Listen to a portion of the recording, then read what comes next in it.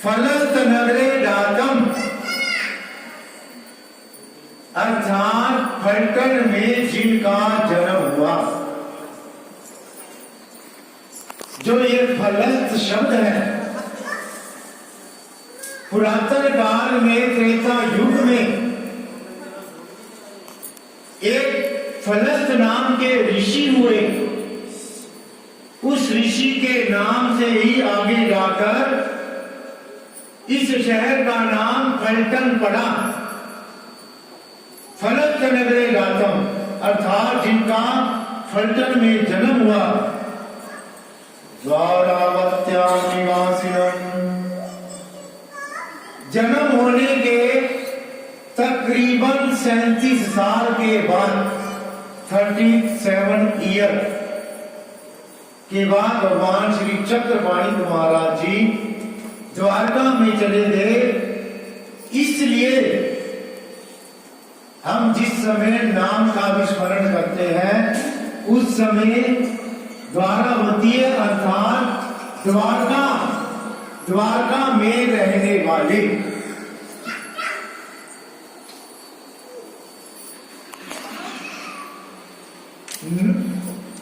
No में हम श्री चक्रपाणि तम, मैं उन श्री चक्रपाणि प्रभु महाराज जी को नमस्कार करता हूं। तम जनका द्विजनकरम, जो जनक देव और जनकाइसा के बेटे हैं।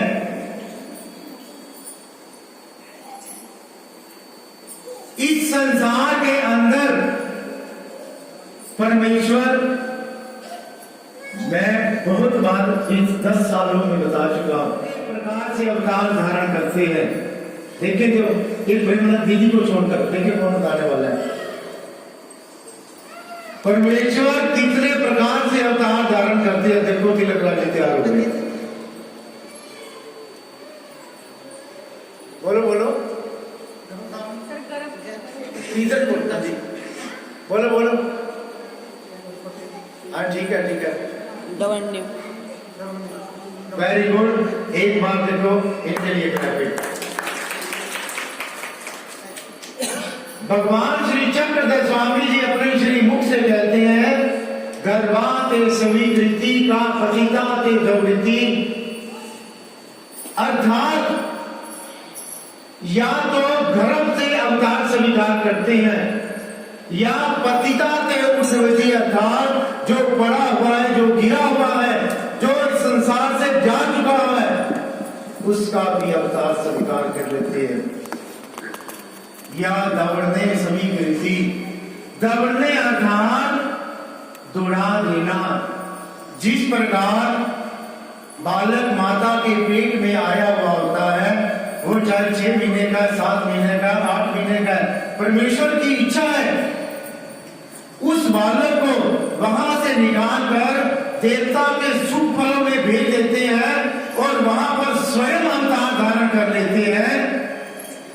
इसको दौड़ने का अवतार कहते हैं, जैसे हमारे श्री गोविंद प्रभु महाराज जी ने किया।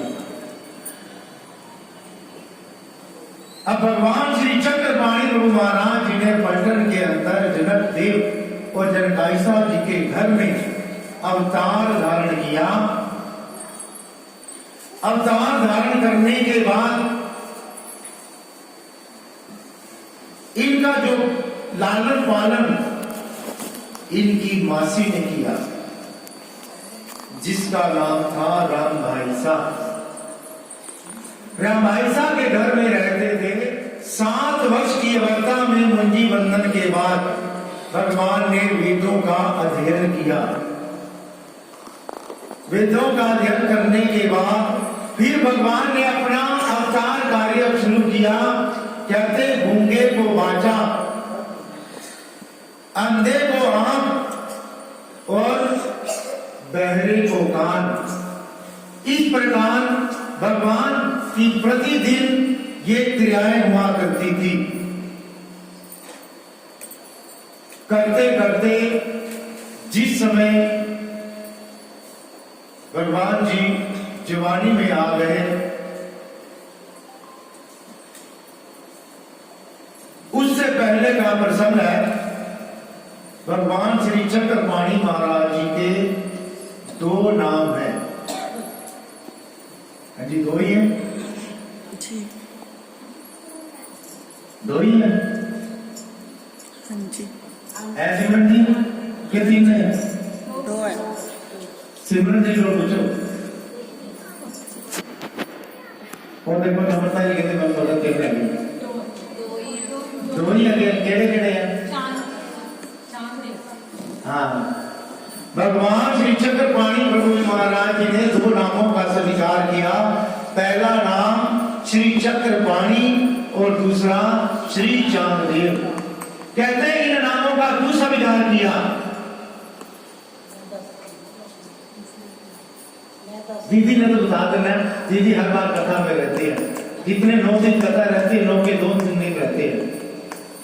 इसलिए कहते स्वीकार किया, जिस समय श्री चक्रपाणि महाराज जी का जन्म होने वाला था, जो इनके ननिहाल वाले अर्थात नामके वाले थे, वहां पर एक चक्रपाणि नाम की देवता बहुत ही प्रसिद्ध थी। उन्होंने उस देवता के सामने जाकर मनोकामना की, मनसा की, अगर हमारी बेटी को पुत्र होता है तो हम उसका नाम, आपका ही नाम अर्थात श्री चक्रपाणि रख देंगे। और इधर घर की तरफ, दादके परिवार की तरफ से इन्होंने चांगदेव नाम देवता को प्रार्थना की, अगर हमारे घर पुत्र पैदा होता है तो हम उसका नाम चांगदेव जी रख देंगे। अभी भी ऐसे ही होता है। कृष्ण जी ने बच्चा देता, कृष्ण जी के मंदिर से हुआ कृष्ण नाम, रखते कि नहीं रखते? तो ऐसे ही इन्होंने दो नामों का स्वीकार किया हुआ था। जिस समय भगवान की तकरीबन 37 ईयर एज थी, उस समय कहते एक यात्रा, जिसको हम मेला भी कह देते हैं, वो यात्रा माहौर में बढ़ने वाली थी। कार्तिक का यही महीना था। सभी लोग जो आसपास के पलटन के वो माहौर जाने वाले थे। तब भगवान श्री चक्रपाणि महाराज जी भी उनके साथ चल दिए। वहां पर माहौर में, जिसको मातापुर भी कहते हैं, वहां पर कहते सभी तीर्थ स्थानों को किया। अब जो गए हुए हैं उनको भी नहीं बात कर तो नाम याद होंगे, जो नहीं गए उनकी तो बात ही छोड़ दो। वहां पर तीर्थ अलग अलग से बने हुए हैं, जहां पर श्री दत्तात्रेय महाराज जी ने, श्री चक्रपाणि महाराज जी ने क्रीड़ा की हुई है। जैसा पहला मेन स्थान जिसको देवदेश्वरी बोलते हैं, फिर दूसरा पंचलिंगी, तीसरा भोजन स्थान, चौथा जहां पर विशेष तालाब, विशेष निकलते हैं, विशेष तालाब उसको बोलते हैं। फिर जहां पर भगवान ने देवल ऋषि का गर्भ तोड़ा। ऐसे सभी तीर्थों को करते करते जिस समय भगवान सबसे ऊपर की चोटी, जिसको मराठी में शिखर कहते हैं, शिखर कहते हैं, सभी भक्तों के साथ वहां पर पहुंचे।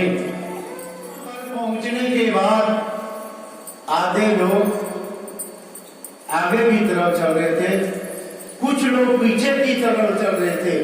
भगवान श्री चक्रपाणि प्रभु महाराज जी बीच में थे।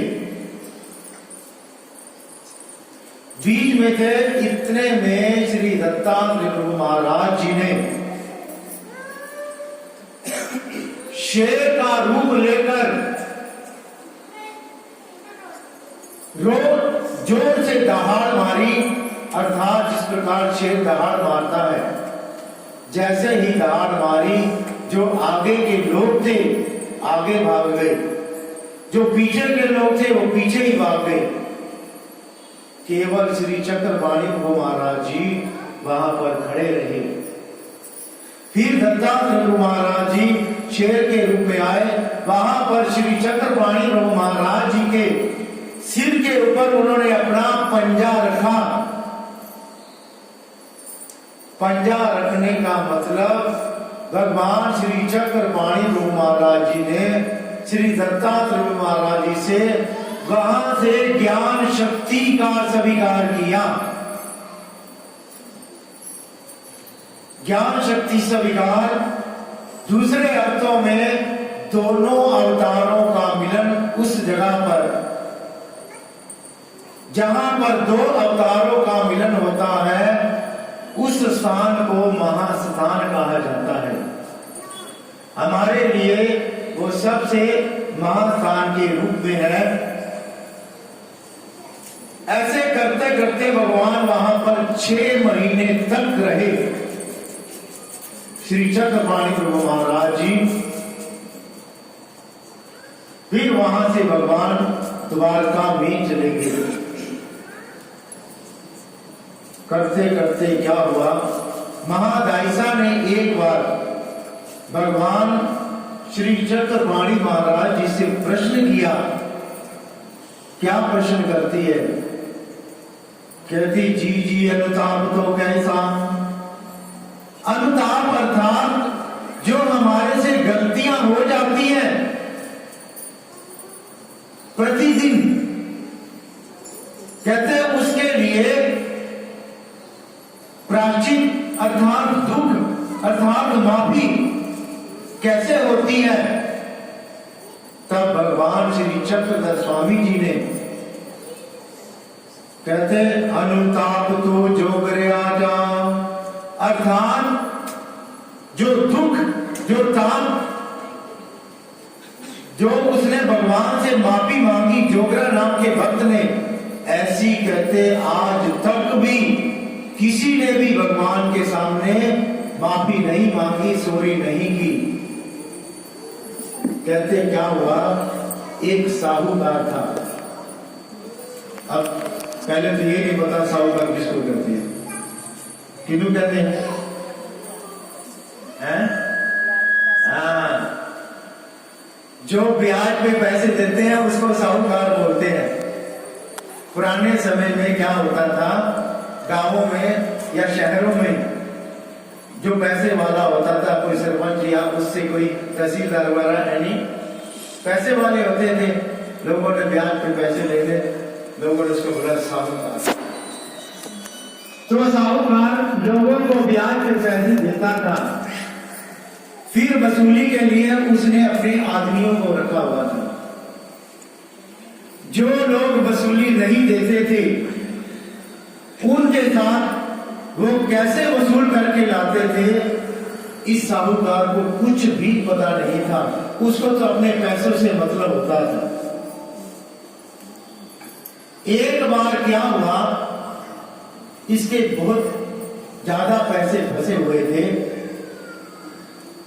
तो जो इसके जो लाने वाले कर्मचारी थे पैसे, तो वो कहने लगे आज हम पुराने पुराने गांव में जा रहे हैं आपके पैसे लाने के लिए। तो वो कहता तुम पैसे लेने के लिए जाते हो, आज कहते मैं भी तुम्हारे साथ चलूंगा। कहते ठीक है। जिस समय वो पैसे लेने गए तो वो सभी लोग एक बारात में गए हुए थे, गए थे बारात में। अब इन लोगों ने क्या किया, जहां पर बारात गई हुई थी, बारात में जाते सार ही मार काट शुरू कर दी। मार काट, वहां कोई बूढ़ा नहीं, स्त्री नहीं, कोई बच्चा नहीं, कोई दुल्हन नहीं, कोई ब्राह्मण नहीं, जो हाथ में आया उसको मारते गए मारते गए। तब तक पीछे से वो साहूकार भी पहुंच गया। जिस समय उस साहूकार ने वो दृश्य देखा,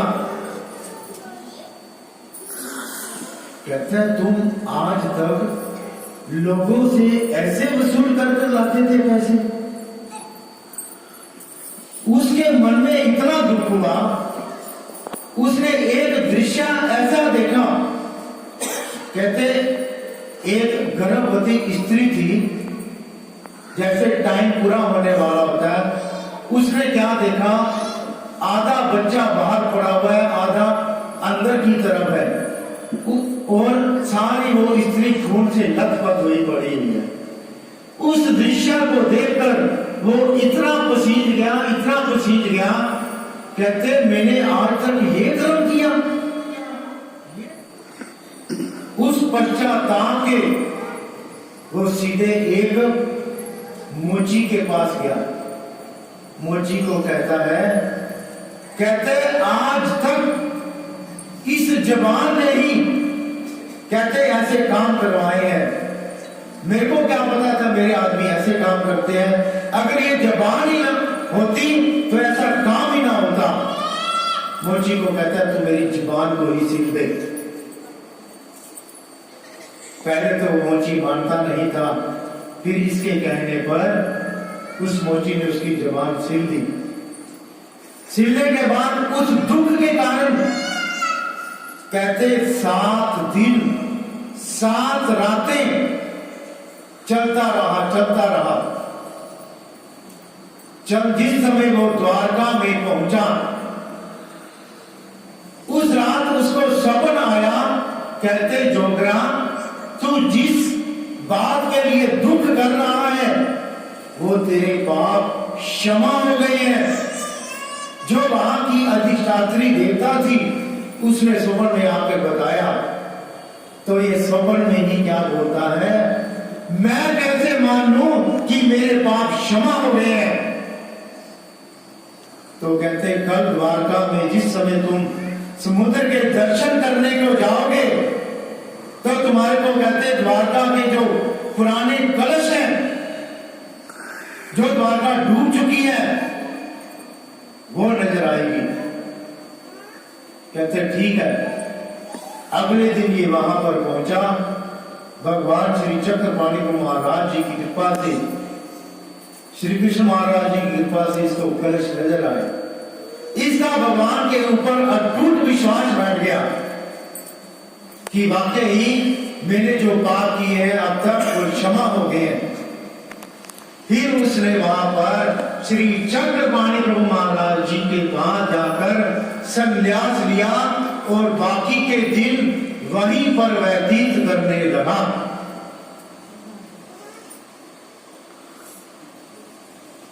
अब विशेष बात क्या थी, हम भी अपने जीवन में किन किन शब्दों के द्वारा, पीछे भी प्राश्चित हुआ था, मैंने बातें हमेशा बताता हूं, किसका मन हम दुखा देते हैं, कैसा कर्म कर देते हैं। उन कर्मों का प्रायश्चित भगवान के सामने ही से हो सकता है, अगर हम सच्चे मन से मन में उस बात का दुख करें। ये बात मैंने कहकर, ये बात कर कर मैंने बहुत बड़ी गलती की।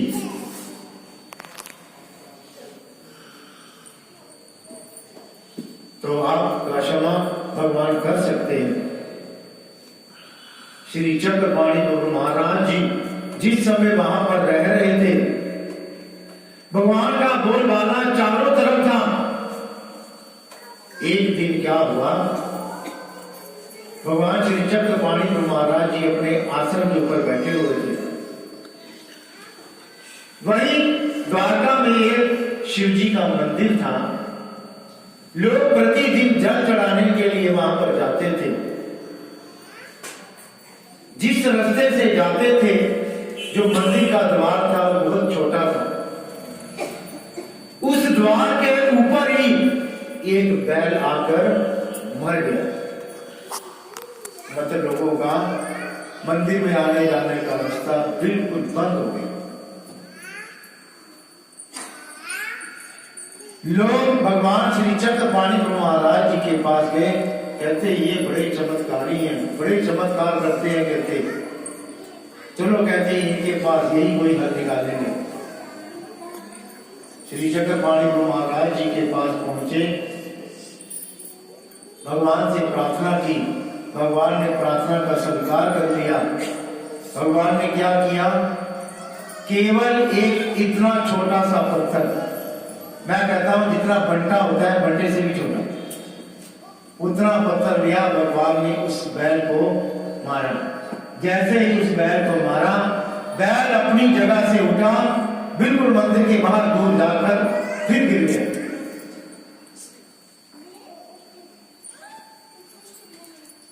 ये जो कार्य होते हैं विज्ञान शक्ति के कार्य होते हैं। परमेश्वर के पास अनंत शक्तियां हैं, उन शक्तियों में से एक कार्य है। ऐसे ही भगवान भक्तों पर निरूपण कर रहे थे।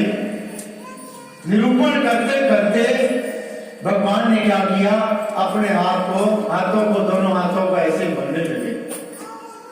सामने आपके ही तरफ भगत बैठे थे, भगवान को कहने लगे, महाराज क्या हुआ? कहते अपने हाथों को ऐसे मलने लगे एकदम। कहते कामदेव की कामाख्या, कहते उसका हाथ जल गया है, हाथ जल गया है। कहते मैंने अपने हाथों को रगड़ कर कहते उसके कहते हाथों को मतलब सुख पहुंचाया है। लोग कहने लगे कहां पर वो काउल गांव, कहां पर ये द्वारका। उसी समय भगवान की परीक्षा लेने के लिए कुछ महाजन लोग उन्होंने दो आदमियों को वहां पर बोली दिया, कहते पता करो वाकई ये बात सत्य है।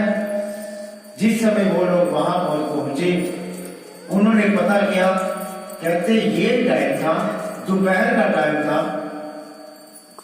तो इस समय क्या आपके कहते हाथ जले थे? तो कहते हाँ। कहते तेल मेरे गरम गरम तेल गिर गया था, कहते तेल गिरने से मेरे हाथ पर कहते मोहल्ले पड़ गए थे। तो लेकिन उसी समय मेरे हाथ ठीक हो गए। ऐसे भगवान श्री चक्रपाणि प्रभु महाराज ने अनेक अद्भुत कार्य किए अपने काल में। कहते 52 पुरुषों को स्थूल विद्या और 84 को शिल्प विद्या। विद्या का मतलब होता है सामर्थ्य देना, सामर्थ्य रूपी कार्य करने। जैसे हम बोलते हैं सिद्धि देना, ऐसे भगवान श्री चक्रपाणि प्रभु महाराज जी ने अनेक ऐसे सिद्धियां दी। आज हम उनका जन्मदिन मना रहे हैं, तो मैं सभी को भगवान श्री चक्रपाणि महाराज जी के जन्मदिन की बहुत बहुत बधाई देता हूं। और जिन्होंने भी आज के इस यज्ञ में, जो आज ये यज्ञ हो रहा है, तन से मन से धन से सहयोग दिया है, मैं उन सभी का भगवान से प्रार्थना करता हूं, ईश्वर आप सभी पर अपनी पूर्ण कृपा बनाए रखे, सुख समृद्धि प्रदान हो, स्वास्थ्य प्रदान हो, तथा परमार्थ की सेवा मिलती रहे, तथा ऐसा ही सत्संग आप सभी को मिलता रहे। यही भगवान के चरणों में प्रार्थना करता हूं। बस केवल 2 लाइनें हमने बोलनी है जी, ढोलकी वाला। जय जय प्रभु जी श्री चक्रपाणि पावन दुर्गा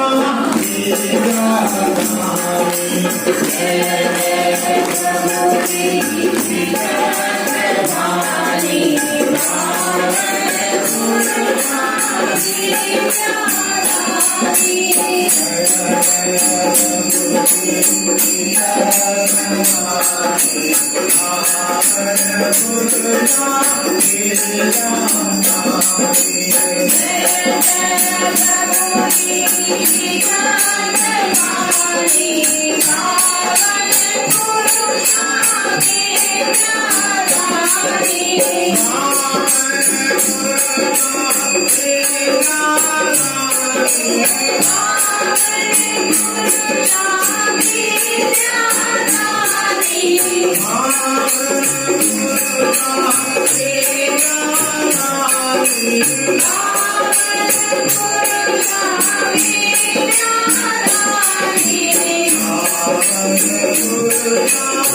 तेरे